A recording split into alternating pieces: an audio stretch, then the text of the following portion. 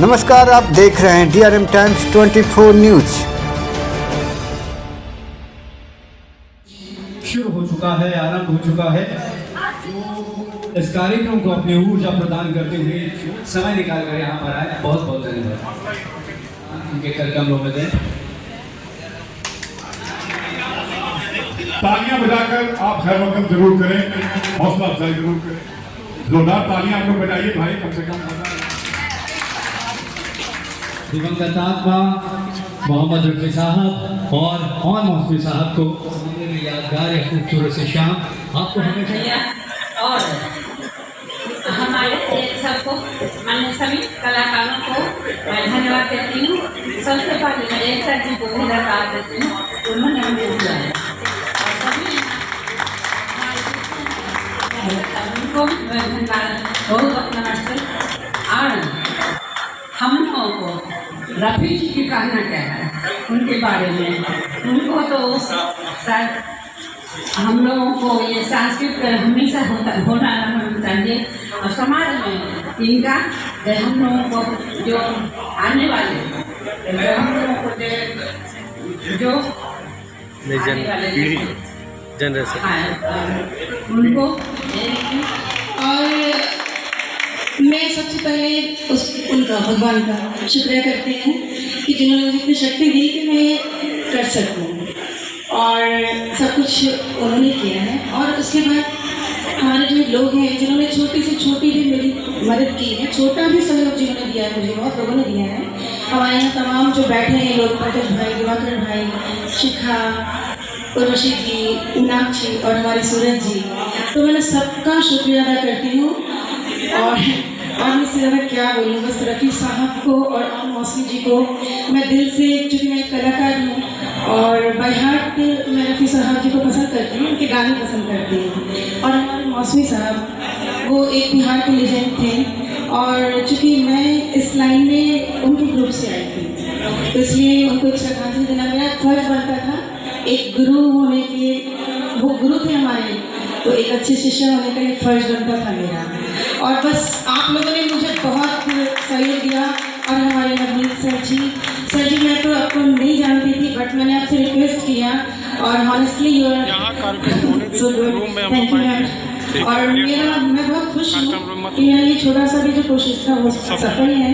और madam ji also thank you, Shikha thank you, और मेरी माँ जिन्होंने मुझे बहुत सपोर्ट किया इसको करने के लिए। मैंने पहली बार कोई शो अरेंज किया है और बस आप लोग इसी तरह साथ दीजिए तो नेक्स्ट ईयर भी इससे अच्छा कुछ करूँगी। Thank you all of you, thank you so much. Rafi ji की यादें जो है ताज़ा हो गई जब मंच सजा हुआ था, तो क्या कहिएगा मैम? देखिए, हमारे रफ़ी जी ऐसे एक सिंगर थे जो वो कभी ख़त्म नहीं हो सकते हैं।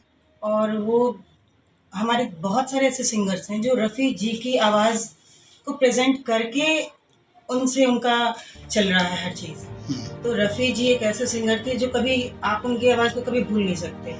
और साहब को बहुत सारे लोग ने आइडल भी माना है और उनका नकल सारे लोग लगभग करते हैं।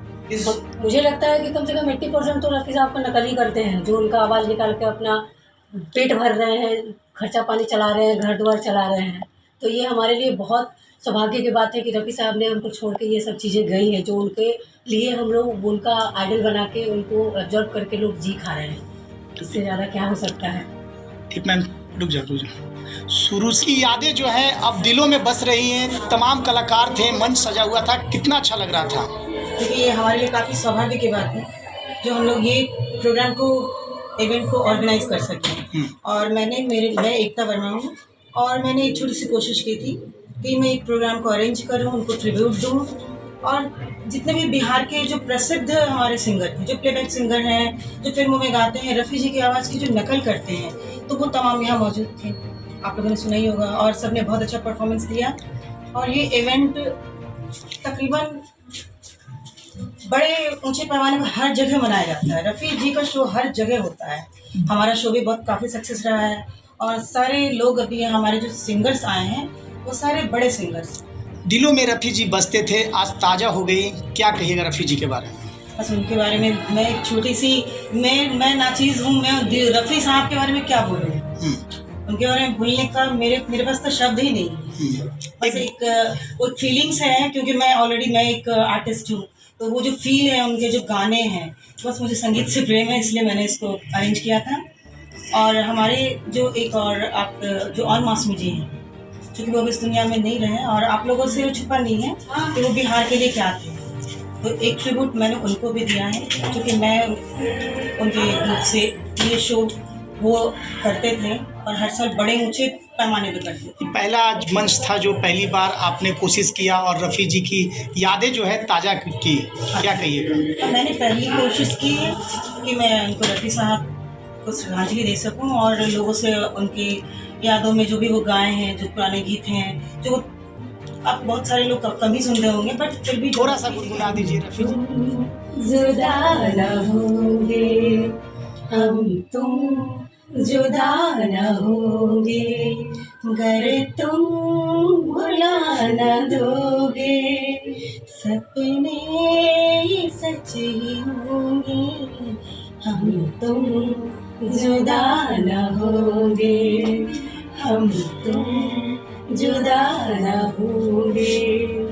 मैं आप लोगों का आप क्या कहिएगा रफ़ी जी की यादें जो थे हम न तुम जुदा होंगे, किस तरह से जो उन्होंने अपने छाप छोड़ा, तमाम दिलों में राज किया और उनको याद किया जा रहा है आज? सर, सबसे पहली बात कि मैं 2000 से इस लाइन में हूँ और रफ़ी साहब को तो गाने सुनती थी मैं, लेकिन मेरी पहचान लेजेंड जो हमारे बीच नहीं है, हमारे ऑलमोस्ट साहब, मैं उन्हीं के यहाँ से शुरुआत करी थी और जो भी हूँ अब मैं उनकी बदौलत हूँ आज। तो रफ़ी साहब को जो क्या है उनके बारे में विस्तार से मैं और मौसमी जी के थ्रू जानी हूँ। और मौसमी जी जो है बहुत अच्छे कलाकार थे, हम लोग को जो प्लेटफॉर्म देते थे। और हमारे जो रफ़ी साहब हैं, रफ़ी साहब के गाने को हम लोग बचपन से सुनते आए हैं, उनको भुलाया नहीं जा सकता है।